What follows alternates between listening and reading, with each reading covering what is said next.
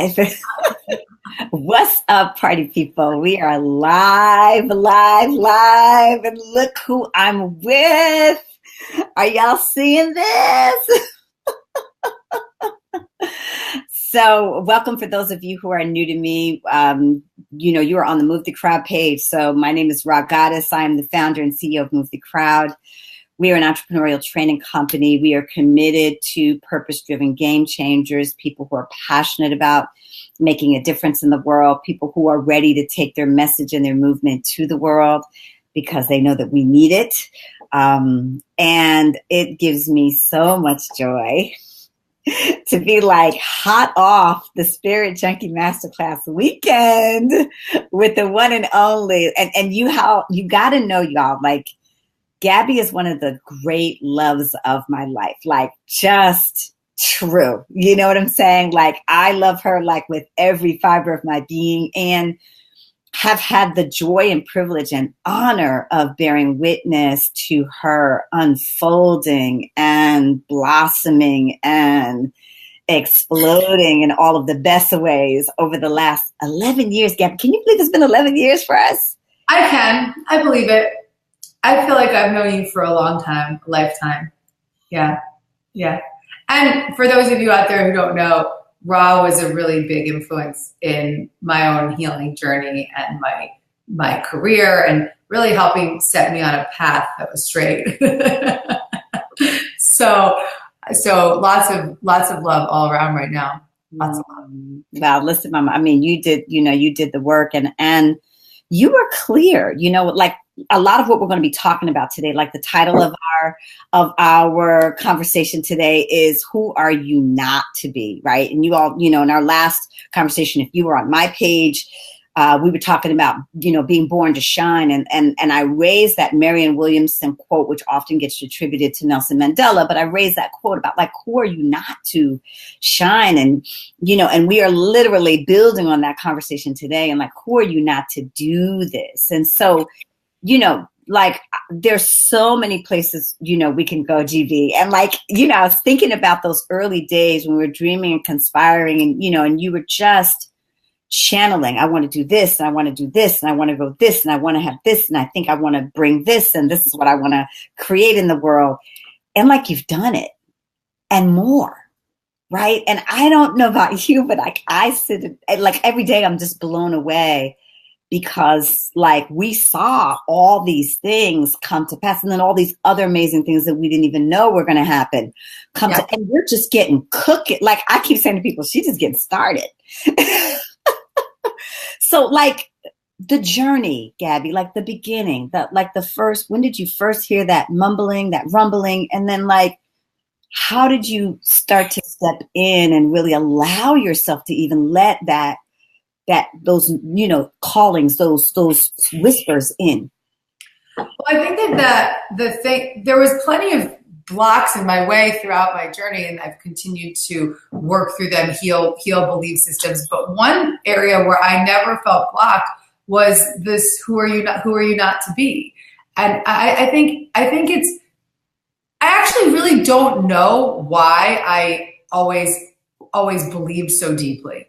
I think I have to really probably attribute it to just choosing to do this work in this lifetime, and coming in knowing, and having the willingness to go through whatever I had to go through to get to a place of really stepping into what it is I was here to do. But the sense of knowing has probably been with me for a lifetime, particularly as I got sober at 25. I started to really get grounded in my spiritual faith in a major way and start to establish what my faith was for me. Was really clear to me that this was what I was supposed to teach. And that this was, but honestly, even when I was using drugs and partying in a mess, I knew that I was supposed to do this. Right. So the thing is that I'm probably no different than anybody listening. They may know that they're supposed to do something, but you may be blocking it, or you may not be saying yes to it, or you may be avoiding it or hiding from it. Yeah. So this is a topic I really want to tackle with people. Yeah. And I want to just like underscore that big time, because I do think we know, but we get afraid. So we forget we know, or we bury we know, right? But if we could peel it back, and often in the conversations that we have, when we peel it back and we get to the core, and when people feel, I think, safe, Gabby, right? When they're in a sacred space or a container where they feel safe, you begin to hear them start to give voice to what it is that they know is calling them. Yeah. And maybe it's something that you just know silently right now, but that's enough. Yeah. Yeah. As you were like, because I love in terms of the transition, you said, even you were out there partying and doing your thing, like you always knew. And I will say to you, from the moment we met, you were like, this one I'm here to do it. Like you did know, right? And even when I couldn't see it. And that's actually something that we want to teach is believe it even when you can't see it. Right. When it's not present for you. What were some of the things that had you lean in, like that encouraged you in the very early parts of your journey, that had you go, maybe this is? I was willing to just put myself out there and share what I loved and share what I believed in. So as a result of sometimes there's risk in doing something too soon and just taking an action because it's too soon. But sometimes there's power in just doing something. And so I know that I think I, at the young age, kind of knew the difference, have had to learn the difference along the way and mess up and figure out, oh, that was too soon. But for the most part, I've had a lot of pride in myself.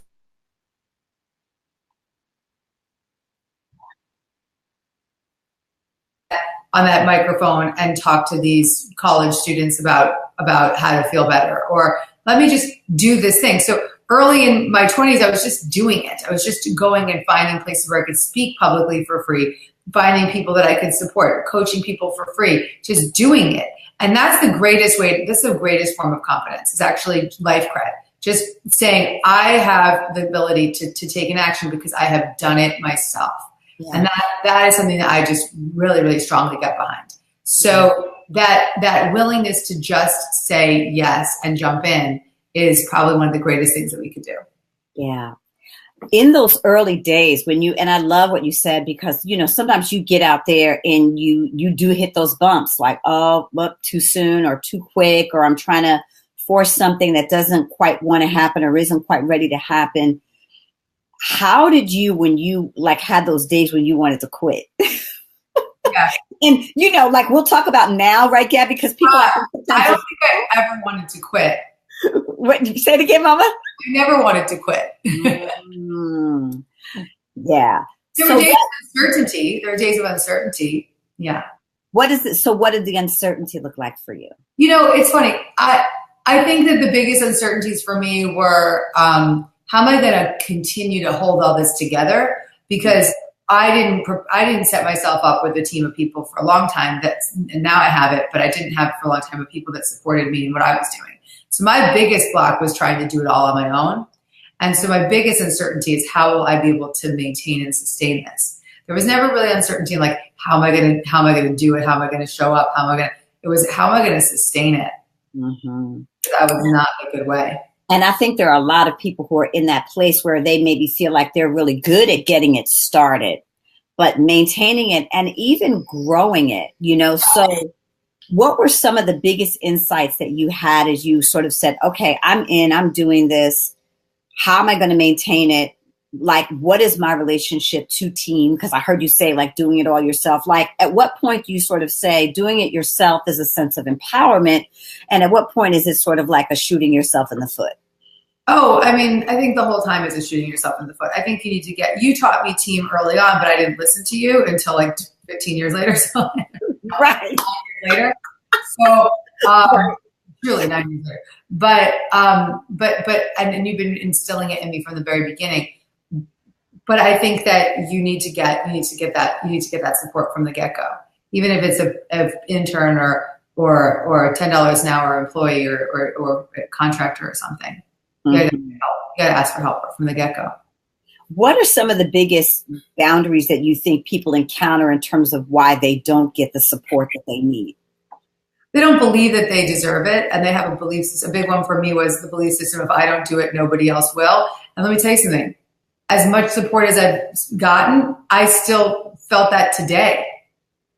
That's not true, but it's a belief that I still have today. And even if that, and the feelings that I had around that today are a reflection to me of my vibrational stance. It's saying to me, okay, Gabby, this is showing up for you. This actual experience is showing up for you in this way. And it feels this uncomfortable because you still, in some ways, still believe it. Mm-hmm.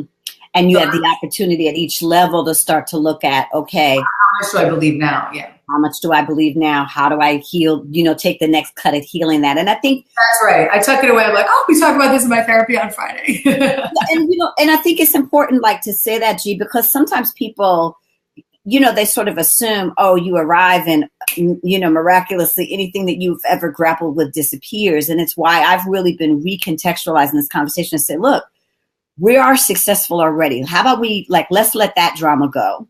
And let's now talk about levels of evolution and levels of growth and levels of success as it relates to our clarity about where we want to go and where we want to be, right? Yes. So, this, who are you not to do this? Because you have the conviction. You're like, I've always had the conviction.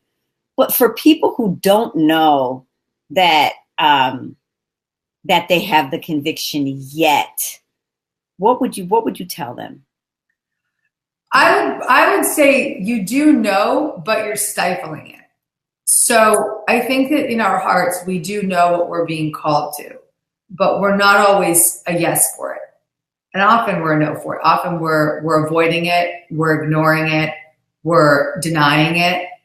So I think that everyone listening does know. Yeah. I just don't think that they're accepting. Yeah. Yeah. So this acceptance piece and some of the reasons why, people may not accept, if they're feeling that nudging, they're feeling that, they're dreaming about what it is that they're being called to, but they're not stepping in, what are some of the ways that they start to let go of that fear or let go of that doubt? And what are some of the most common fears and doubts you see showing up for people? The common fears and doubts I see show up for people are the belief systems, like you said, who am I to do this, right? So who am I to do this? And the other belief systems are everyone else has done it, or I'm not worthy, I'm not good enough. I'm not good enough is a huge one. Or fear of failure. Yeah. Big one. I don't know enough. I don't know enough. Yeah. Right. What will I bring that's different? Like what you sort of said, this other side of everybody's out there doing it. What can I bring that's different? Right. Yeah. Yeah. So when you hear this call and you sort of say to yourself, you make this internal pact, okay, I'm going to do this. What would you say is like the most important thing you should be doing in the day-to-day to nurture that commitment? Doing small right actions daily towards the desire of what it is you feel called to do. So I think a lot of people get hung up because they think that they have to do it all at once, or they have to figure it all out tomorrow. But actually making things much more simple for yourself creates a lot more sustainable success. So doing something small each day to lead you into the next right action and the next right action and the next right action puts you into not only an energetic momentum that starts to propel you forward, but also it puts you into a place of really believing that you can, because you can take that small right action each day. Yeah. You can't feel like, okay, I got to do everything all tomorrow. No, you can't. You can take a small action tomorrow.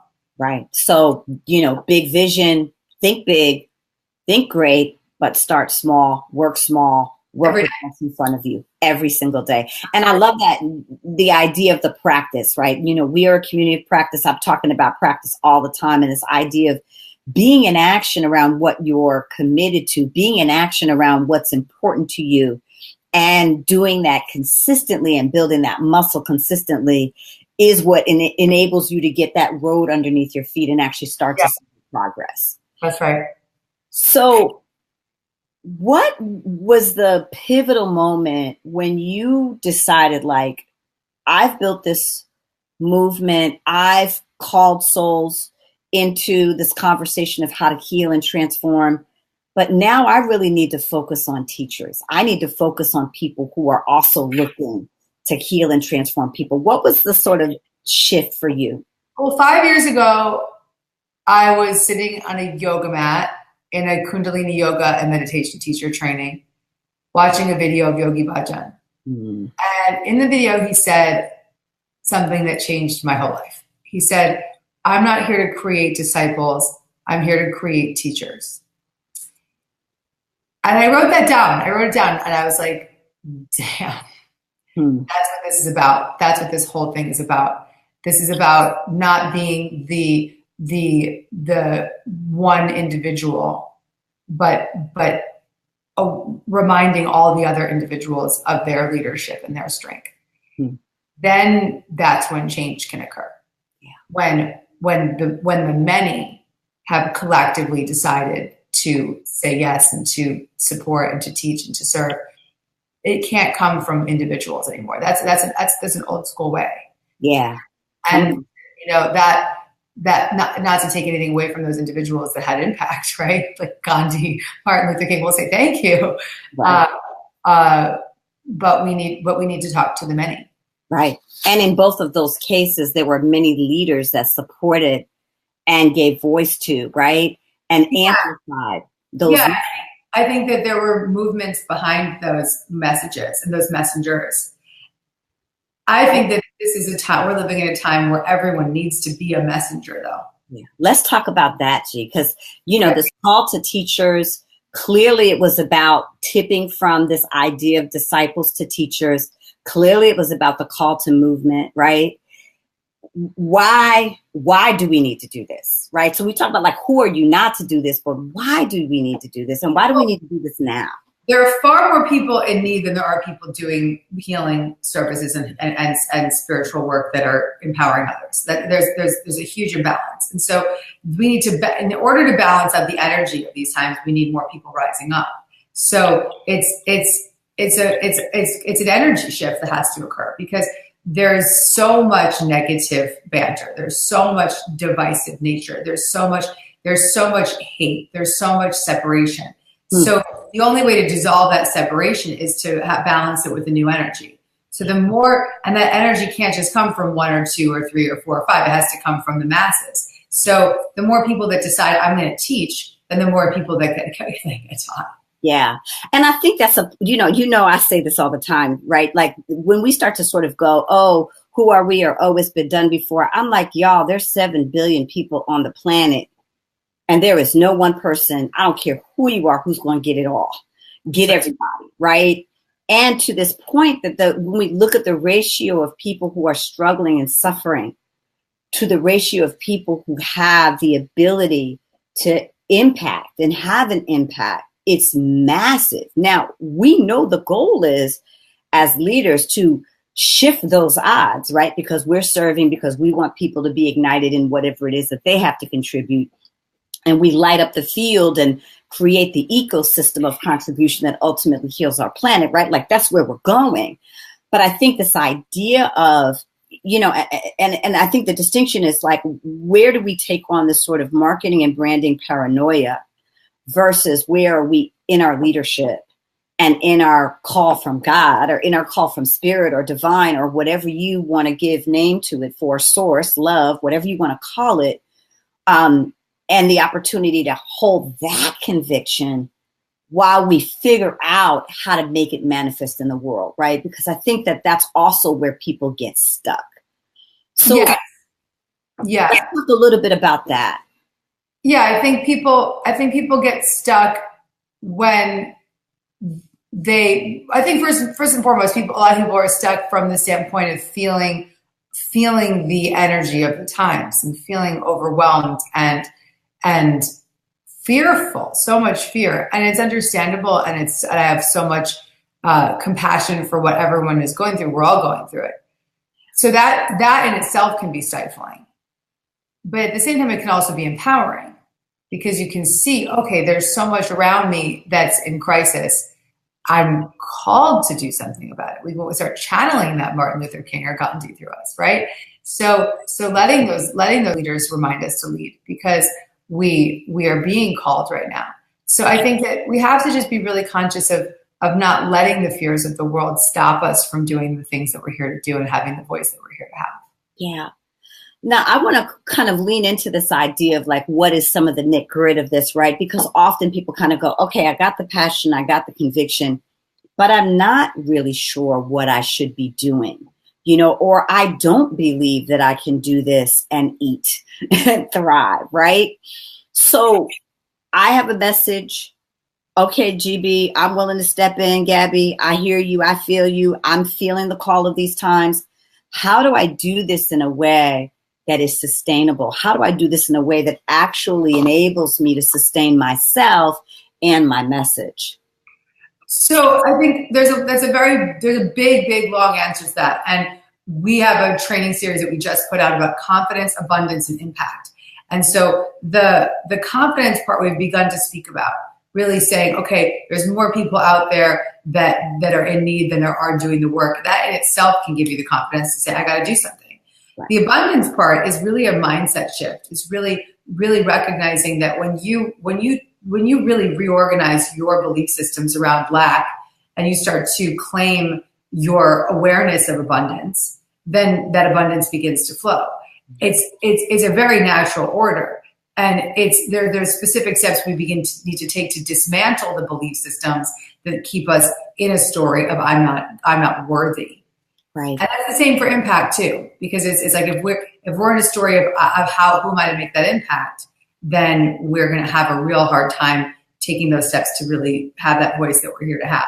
Yeah. So the beginning stages would be really looking at the belief systems, the thoughts that you keep thinking, which really are beliefs, and then looking at those belief systems and witnessing how they're blocking you. And even that first step of just looking at it is a powerful step because it's helping you see how you're out of vibrational alignment with where you want to be.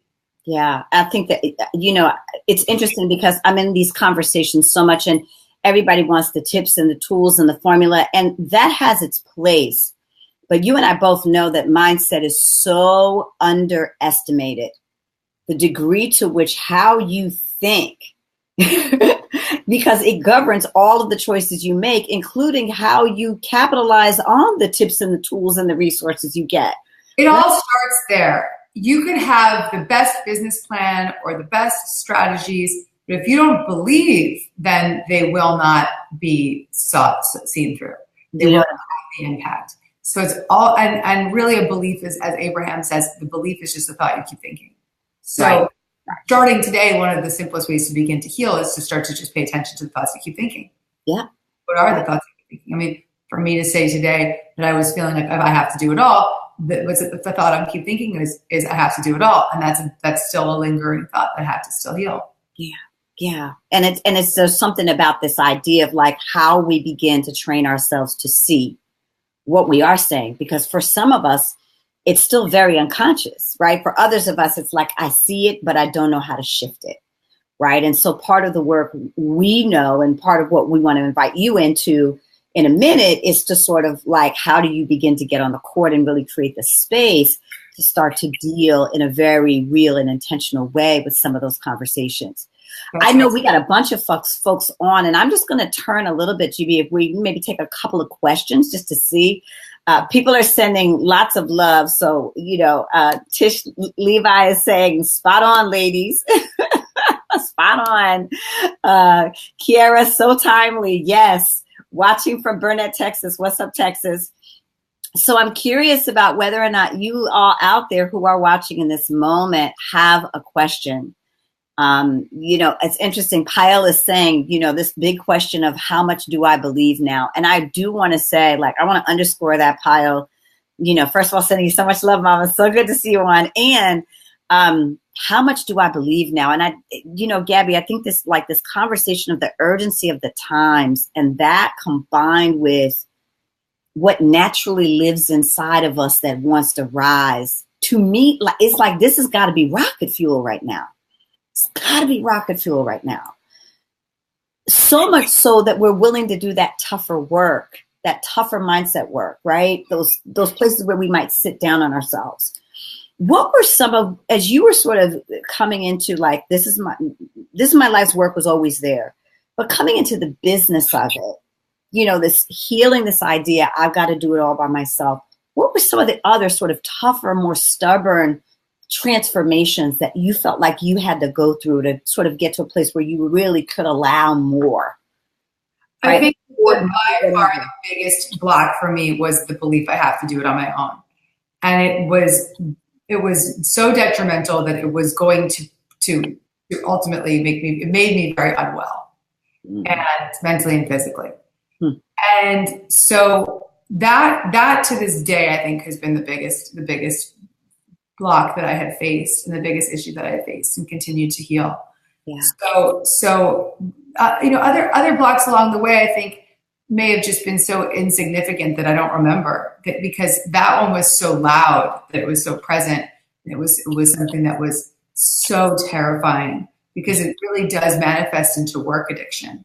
Yeah. We have to really be conscious of that kind of behavior so that we can really be prepared to take care of ourselves as we build what we're here to build. Yeah. It's so, profound what you're pointing to, because in our work as well, we talk about these root conversations, which are these big, mama conversations that have all these, offspring. But if you really come to the core of it, it's sort of one conversation that's rippling through a series of decisions, right? And a series of sort of sub conversations. And so for those of you that are listening, it'd be an interesting question to explore. Like, what is that one thing? What's that one conversation, that one narrative that maybe you've been entertaining that's either not allowing you to go to the next level in what it is that that you're here to do, or even for some of you, allowing you to get on the court, and I love you're talking about these three video trainings, these opportunities to be in a conversation, you starting with confidence, then going to abundance, then going to impact. At the center of confidence, what builds confidence, Gabby? What in your mind builds? What builds confidence is our willingness to be real. When we start to say, this is who I am, this is my story, I'm standing in my story, I'm proud of my story, I'm proud of the good, the bad, the ugly. Here is my truth. There's no denying yourself anymore. Yeah. So standing in our authentic story gives us the confidence to rise up. Yeah, that one was for me. Oh, good. I just felt that in the center of my soul, GB, when you said that. I'm glad you felt it, but I don't think you have any trouble being yourself. I don't think you do. I love you. And I think, that is an ongoing process of discovery, you all, because it's like the more you find the more you realize, wow, there's even more. That's right. Like there's this unveiling. And, I think about, for me, having the privilege and honor to watch you over these last 11 years and, and all of the evolution and the growth. And then also there's at the center, at the juicy center, there's just you and who you've always been. You know what I mean? Like you'll say something and I'll be like, oh, there she is. Yeah. And the truth is that in the last 11 years since I've known you, each year that goes by, I've just become more me. So I think that, someone would say, well, how do you feel confident? I just become more me. Yeah. In that first video, this is such a major thing that I address with people, which is that authentic story and claiming that story. And there's an action that I give the viewer in that video, a whole piece of homework that can give you that experience of that confidence instantly. You can walk away from it saying, whoa, I felt that now, if you follow the direction I give. And I'm seeing it happen all day. People are going to this video all day and they're leaving the comments and like, wow, that felt really good. I'm so relieved. So if you're looking for that instant confidence boost and to have a sense of knowing and feeling what we're talking about, it's there in that video. Yeah, I love that. And then this abundance piece, like, again, like the most pivotal thing that you think we need to be really working through to support them. In video 2, I start to talk about a lot of the stories that we say, like, it's not spiritual or to earn for my great work, or if I'm trying to do service-oriented work, how could I possibly earn for it? And I really bust the myths around that. I really want to heal the belief systems around that, because in order for us to step in and do the work we do, we have to feel supported. We have to feel safe. We have to feel we can't be walking around with financial insecurity, because how's that going to help us step into the light that we're supposed to be in? So it's a block. It's a big block. Absolutely. Absolutely. And, it's necessary, right? Gee, like it's so necessary that Yes, we're well cared for, that we're abundant in our reality, because otherwise we're pouring from an empty cup. that's right. And I think there's so much more, right, that can be said about that, because a lot of us, we give when it hurts, and That's then some behind it, right? yes. Necessary. And then impact. Like, what's the most pivotal opportunity for us to move into deeper and greater impact? In order for us to move into deeper and greater impact, we have to be really grounded in the intention behind what we do. And that's obviously a huge through line within the work that you do, is that when we're really clear about that this is the intention for what it is that I want to create. This is the intention for who I want to serve. This is the intention for how I want to feel. When we lead from that place, and we make sure that all those desires are lined up before we take action, that's when our actions will have an impact. Yeah. Yeah. You and I have been in these really beautiful conversations the last couple of days as it relates to what we see going on in the field. And we got more for y'all on that at another point. But I want to say that this opportunity to learn from every place you can learn. Yeah. Feels really important for me to say, GB, right? Like, sometimes we have a perception about who we think can talk to us. Yes. And what I want to say to you all is that wisdom comes from everywhere. Like, I remember being in the store the other day, and this 3-year-old was talking, and everybody was like, "Oh, isn't he cute?" I'm like, y'all need to hear what he's saying. Right? He was talking to this lady, like she was dropping something or whatever. And again, it's like our ability to really be open to where wisdom comes, because the people that you might least expect are the people who possibly could free you. That's right. Free you mightily.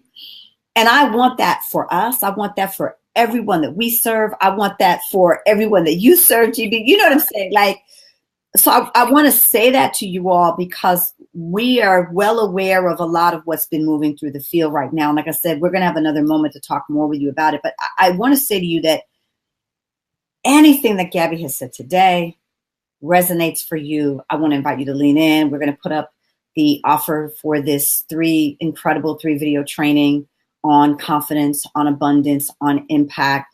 And I want to say to you to lean in, and you know how committed I am to you. And if G and I are sitting here, you know that it's because of that commitment that she's taken the time coming off of, Lord have mercy, 3 mammoth days of transformation and moving. But I put out this free training series every year and we see like 100,000 people going through this training every year and we're blown away by it, because we know how much they want it, and we know how much of desire there is out there right now to clean up that uncertainty and that doubt, to heal the financial insecurity that holds us back from doing what we're here to do, and from the blocks that we have to that impact that we're supposed to make. And so I redid all this training this year. I redid the videos to make them even more easy for people to follow. And I want it to be something that someone can take and just watch over and over and over again. It's totally free. It's for anyone. And it doesn't matter what field you're in. It doesn't matter what you do. It doesn't matter where you are, no matter how spiritual you are or not. It's for anyone that wants to feel better, feel more confident, feel more aligned, create more abundance, and make an impact. Yeah. And, we want that for you, like every single day, all day. We're showing up in our calling because we want that for you. And whatever level you're at, whatever you're wanting to create, give yourself everything you possibly can, And again, we are lifelong students. Gabby will tell you, we're always learning. We're always making that commitment. Give yourself every opportunity you possibly can to be able to take advantage of this training and this conversation, and really utilizing it to fuel you to the next level in the context of whatever it is that you're being called to create. So Regina's going to put up the link. Gabby, thank you so much for taking the time. I know we went a little bit over, but I just felt like it's always good to be with you in any way I can. We needed to do this. I love you immensely. I want to thank you for allowing me the honor and the privilege to hold space in the ways that I've been able to hold space for you. And I want to thank you personally for rocking the planet. You know, like, Mama, you're changing the world. And right back at you. Right back at you. Right back at you. And, you know, I just adore you. And I want to urge all of our beloveds out there to do, you know, like, answer this call. We need you. You know, I can't say it enough. I know G can't say it enough. We need you. We need you to do the work that is being called for you to do so that you can shine bright, because your people are looking for you and they need to be able to find you. We need for them to find you. So That's right. We love you. Thank you for taking the time today to be with us.